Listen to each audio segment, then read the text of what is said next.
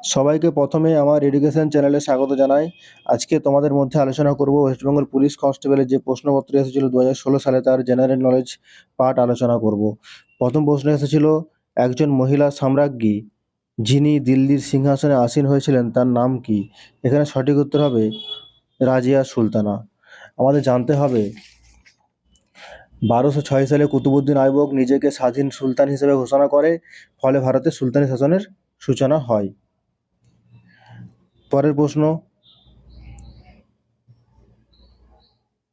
একটি পদার্থের কঠিন অবস্থা থেকে সরাসরি গ্যাসীয় অবস্থায় রূপান্তরের প্রক্রিয়াটির নাম কি? এখানে সঠিক উত্তর হবে ঊর্ধ্বপাতন। পরের প্রশ্ন, পশ্চিমবঙ্গের পঞ্চায়েত ব্যবস্থায় কটি স্তর আছে? এখানে সঠিক উত্তর হবে 3টি স্তর। অপশন ডি সঠিক উত্তর।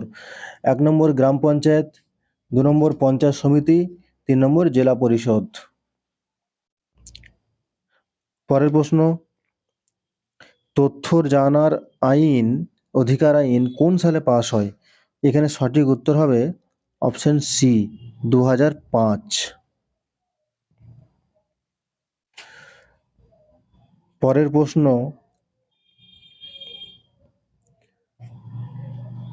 এফআইআর এর পূর্ণাঙ্গ রূপ হলো?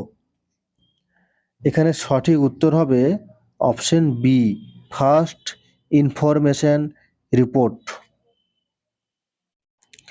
পরের প্রশ্ন,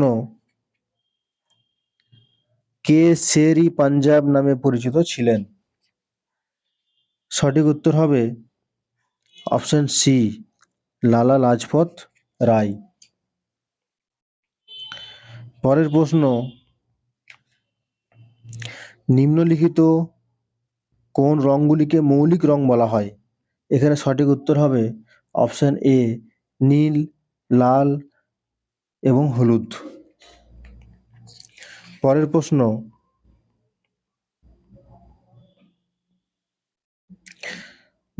ঝুম কথাটি কি বোঝাতে ব্যবহার করা হয়?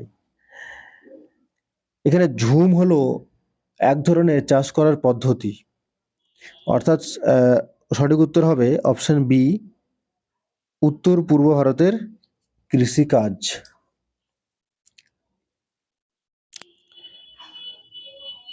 পরের প্রশ্ন, একটি ট্রাফিক সিগন্যালের দিকে তাকালে উপর থেকে নিচে এই ক্রমে কোন আলো দেখা যায়? এখানে সঠিক উত্তর হবে অপশন ডি লাল, তারপরে হলুদ, তারপর সবুজ। পরের প্রশ্ন, যে প্রশ্নটা বারবার পরীক্ষায় আসে, প্রতি বছর কোন দিনটি বিশ্ব পরিবেশ দিবস হিসেবে পালিত হয়? সঠিক উত্তর হবে অপশন সি 5ই জুন। পরের প্রশ্ন, কম্পিউটার সফটওয়্যারে পিডিএফ কথাটির পূর্ণাঙ্গ রূপ হলো? সঠিক উত্তর হবে option A portable document format. দেখো 2016 সাল থেকেই তোমাদের কম্পিউটার রিলেটেড কোশ্চেন আসছে। পরের প্রশ্ন,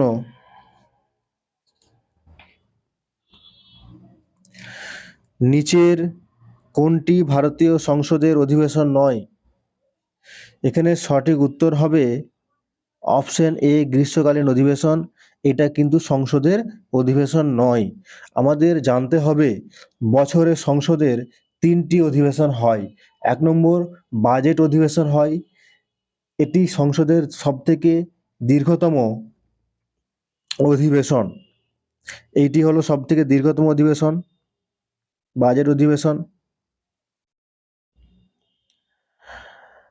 তারপরে অধিবেশন হচ্ছে বর্ষাকালীন অধিবেশন, তারপরে হয় শীতকালীন অধিবেশন। তাহলে 3টে অধিবেশন হয়, তাহলে এখানে অধিবেশন কোনটা হয় না? এখানে গ্রীষ্মকালীন অধিবেশনটা হয় না, অতএব সঠিক উত্তর হবে গ্রীষ্মকালীন অধিবেশন। পরের প্রশ্ন, যে গ্রন্থটি মস্তিষ্কের সবচেয়ে কাছে অবস্থিত সেটি হলো? সঠিক উত্তর হবে অপশন এ পিটুইটারি গ্রন্থি। পরের প্রশ্ন, পশ্চিমবঙ্গের নিম্নোক্ত জেলাগুলিকে উত্তর থেকে দক্ষিণ দিকে অবস্থান অনুযায়ী সাজান।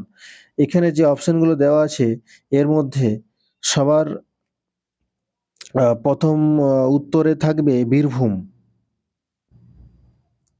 অর্থাৎ এখানে সঠিক উত্তর হবে অপশন সি, বীরভূম উত্তরে। তার নিচে আছে বর্ধমান, তার নিচে আছে বাঁকুড়া, তার নিচে আছে হাওড়া। তাহলে অপশন সি হলো কারেক্ট। পরের প্রশ্ন,